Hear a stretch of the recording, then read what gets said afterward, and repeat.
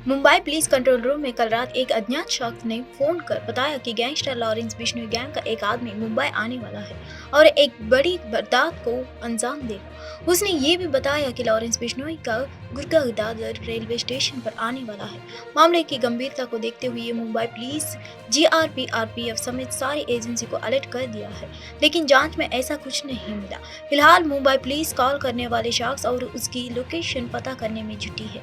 इससे पहले बुधवार को सलमान की बिल्डिंग गैलेक्सी अपार्टमेंट के बाहर एक कैब वाला पहुंचा और पूछा कि लॉरेंस बिश्नोई कौन है, उसके लिए कैब आई है। जेल में बंद गैंगस्टर लॉरेंस बिश्नोई के नाम पर कैब बुक करने और उसे यहां बांद्रा इलाके में बॉलीवुड अभिनेता सलमान खान के आवास पर भेजने के आरोप में गाजियाबाद के रहने वाले एक व्यक्ति को गिरफ्तार किया गया है। पुलिस के एक अधिकारी ने बताया कि आरोपी रोहित त्यागी के उसके गृहकार पकड़ गया है। त्यागी के मुताबिक उसने प्रैंक करने के लिए ऐसा किया था। टेस्ला के सीईओ एलन मस्क का भारत दौरा पोस्टपोन हो गया है। मस्क 21 से लेकर 22 अप्रैल को 2 दिनों के भारत दौरे पर आने वाले थे। सीएनबीसी टीवी 18 ने सूत्रों के हवाले से शनिवार को मस्क के दौरे के टलने की जानकारी दी है। एलन मस्क की प्रधानमंत्री मोदी के साथ मुलाकात का कार्यक्रम था, जहां वह भारतीय बाजार में टेस्ला की एंट्री को लेकर बात करने वाले थे।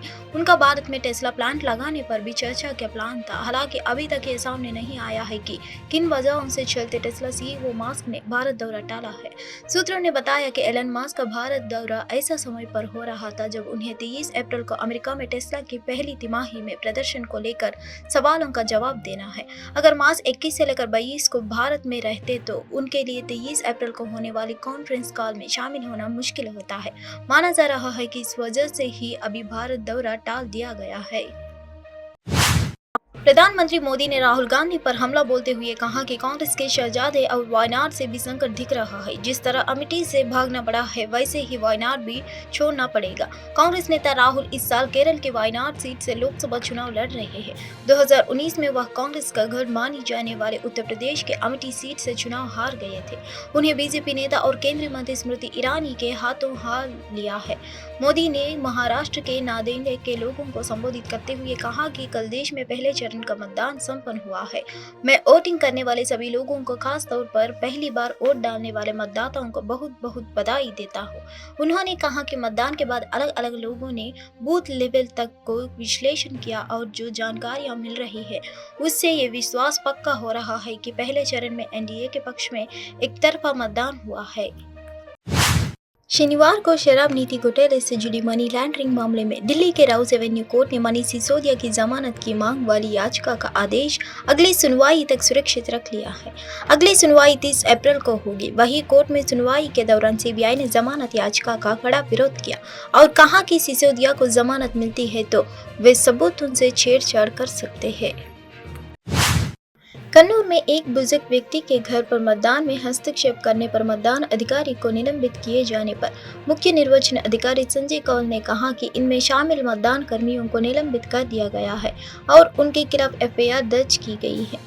केरल के मुख्य निर्वाचन अधिकारी संजय कौल ने 20 अप्रैल को कन्नौर में एक बुजुर्ग के मतदान के बारे में कहा कि इस कृत्य में शामिल सभी कर्मियों के खिलाफ प्राथमिकी दर्ज की गई है।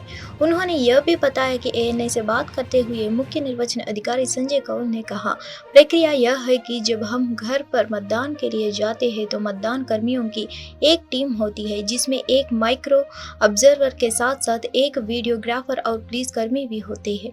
वे उन घरों में जाते हैं जहां मतदान के लिए उन लोगों को चुना जाता है जिन्हें घर पर मतदान के लिए चुना गया है।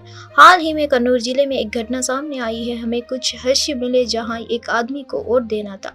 दुर्भाग्यवश वह कुछ लोगों से प्रभावित था कि उसे अपना वोट कहाँ डालना है।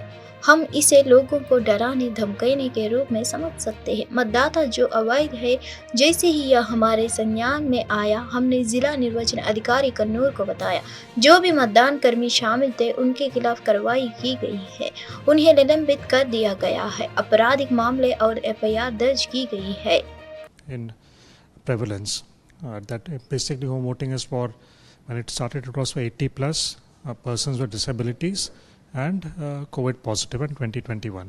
So for these current elections it has been modified for 85 plus people who are 85 plus age, persons with disability, and of course COVID remains but there is no COVID as such.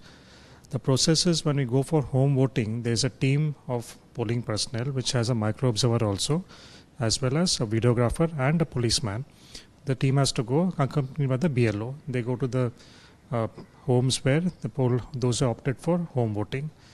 Recently, one incident came to light in Kaliyasheri, that was basically in Kasargod HPC parliamentary constituency, but within Kannur district. We got some visuals wherein it was an 85 plus old man who was supposed to vote, and unfortunately he was influenced. There were some people who tried to influence as to where he has to put his vote, where the vote has to be cast, which particular symbol on the ballot paper. Now this basically we can interpret it as intimidation of the voter, which is illegal. So as soon as it came to our notice, we told the district election officer Kannur, since he has deployed the staff to take action. Lok Sabha चुनाव के पहले चरण के पूरा होने के बाद Chandigarh seat से कांग्रेस उम्मीदवार मनीष तिवारी 20 अप्रैल को आत्मविश्वास जताया और कहा कि एनडीए बीजेपी गठबंधन की हार होने जा रही है। उन्होंने यह भी कहा कि वे 2024 में सत्ता में वापस नहीं आने वाले हैं। चंडीगढ़ के कांग्रेस के लोकसभा उम्मीदवार मनीष तिवारी ने कहा, पहले चरण के मतदान से एक बात साफ हो गई है कि एनडीए बीजेपी की हार हो रही है। जनता पूरी तरह से हार रही है। सरकार के खिलाफ वे 2024 में वापस नहीं आ रहे हैं। देखिए, जो पहले चरण का मतदान हुआ है उससे एक बात साफ हो गई है कि एनडीए भाजपा का सुपड़ा साफ होने जा रहा है। जो लोगों का रुझान है वो सरकार के बिल्कुल खिलाफ है। पिछले 10 वर्ष का जो कुशासन रहा है उसको संज्ञान में लेकर लोगों ने वोट डाली है, और इसलिए प्रधानमंत्री जी उस पर कुछ भी कहें, पर हकीकत ये है और ज़मीनी हकीकत ये है कि पहले चरण के मतदान में बीजेपी का सुपड़ा साफ हो गया। देखिए, अब परसेंटेज क्यों कम हुआ नहीं हुआ वो विश्लेषण की बात है, पर बुनियादी बात ये है कि जनमत और जनमानस सरकार के एनडीए भाजपा सरकार के खिलाफ है। पुलिस ने 20 अप्रैल को बेंगलुरु में प्रधानमंत्री मोदी के आगमन से पहले विरोध प्रदर्शन का आयोजन करने वाले कांग्रेस कार्यकर्ताओं को हिरासत में ले लिया है। पुलिस ने उन्हें विरोध शुरू करने से पहले ही गिरफ्तार कर लिया है, जिसके लिए पुलिस ने अनुमति देने से इनकार कर दिया। विरोध प्रदर्शन के बारे में बात करते हुए कांग्रेस नेता रणदीप सुरजेवाला ने कहा, कन्नड़ावासी अपना अधिकार मांगते हैं। हम भारत सरकार को कारों में के रूप में 100 रुपये देते हैं और कन्नड़ लोगों को केवल 13 रुपये ही वापस मिलते हैं। जब वे अपनी कारों में अपना हिस्सा मांगते हैं तो मोदी जी उन्हें चोंबू देते हैं। जब राज्य में 6 महीने से सूखा पड़ा है तो कर्नाटक की कांग्रेस सरकार हमारे किसानों के लिए, राज्य भर के गरीबों के लिए 17,400 करोड़ रुपए की सूखा राहत राशि मांग रही है। मोदी जी हमें चोंबू देते हैं। बसपा की सरकार को हराने और राष्ट्रीय स्तर पर कांग्रेस को चुनने का समय आ गया है। कांग्रेस नेता रिजवान अरशद ने कहा, हमने मुआवजा राहत राशि मांगी है जो हमारा अधिकार है। यह पीएम मोदी या बीजेपी द्वारा दी गई किसी तरह की भीख नहीं है और वे इसके लिए भी हमें कष्ट दे रहे हैं। जब आप हमारे अधिकार नहीं देना चाहते हैं तो आप कैसे आकार हमसे वोट मांग सकते हैं? अगर आप कर्नाटक को उसका अधिकार नहीं देना चाहते हैं तो हम विरोध करेंगे। Chombu Sarkara is now for everybody to see and judge. Kannadigas demand their right.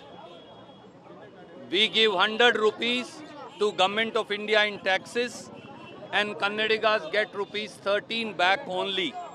When they demand their share of their own taxes, Modi ji gives them Chombu.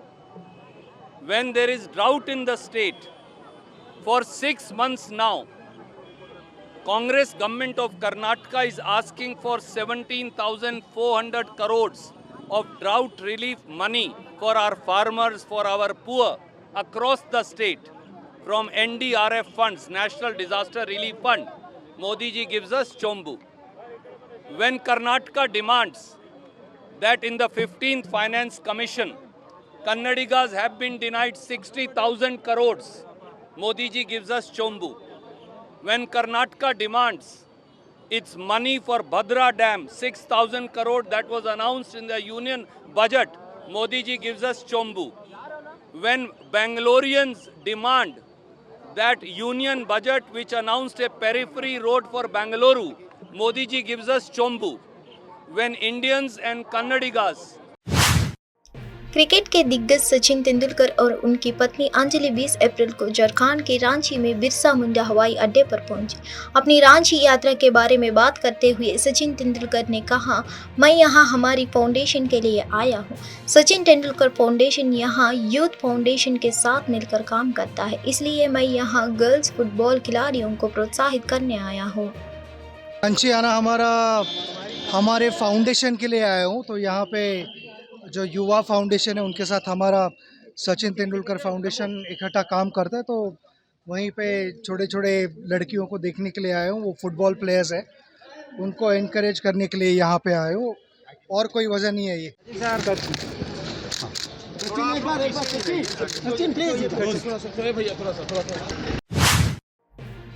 Uttar Pradesh के मुख्यमंत्री योगी आदित्यनाथ ने पश्चिम बंगाल में रामनवमी जुलूस पर हुए हमलों को लेकर तृणमूल कांग्रेस पार्टी पर निशाना साधा और कहा कि यह धार्मिक भावनाओं का आहत करने का एक प्रयास था। योगी आदित्यनाथ ने एएनआई से बात करते हुए कहा, बीजेपी शासित सभी राज्यों में रामनवमी समारोह और जुलूस सुरक्षित रूप से आयोजित किए गए, लेकिन पश्चिम बंगाल की टीएमसी सरकार के कारण वहां रामनवमी जुलूस पर हमला किया गया और नुकसान पहुंचाने की कोशिश की गई। सनातन आस्था हमें यह नहीं भूलना चाहिए कि शासन की पहली शर्त कानून का शासन है और यह कहने में कोई संकोच नहीं है कि मोदी जी के नेतृत्व और मार्गदर्शन में बसपा ने देश और राज्य सरकारों के बीच सुरक्षा व्यवस्था में सुधार किया है।